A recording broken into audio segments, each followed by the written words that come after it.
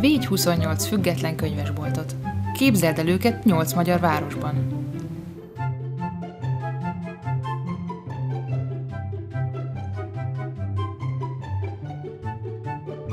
Képzelj hozzájuk sok könyvéhes olvasót.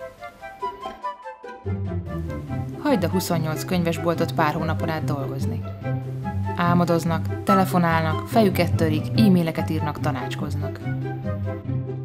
2015. április 24. Péntek este. A 4. kiskönyvesély. Különleges hangulatú könyvesboltok, irodalom, olvasás, tudatos vásárlás. Egy időben a könyvfesztivállal. 28 résztvevő bolt, 28 helyszín. 10 külföldi kulturális intézet. Számos kulturális szervezet.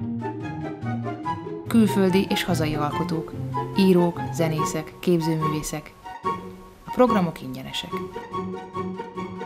Sok-sok önkéntes munka, támogatás, de még mindig kellene 500 000 forint. Hogy idén is legyenek könyvesbolt túrák keresztül Kasul Budapesten, hogy még gazdagabb lehessen a programkínálatunk.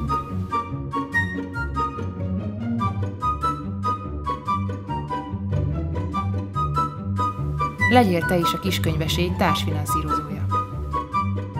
Minden támogatásként kapott forint a független könyves szakma és az olvasás kultúrájának fennmaradását szolgálja. Legyél te is kiskönyves, éltessük együtt az ország könyves és irodalmi életét.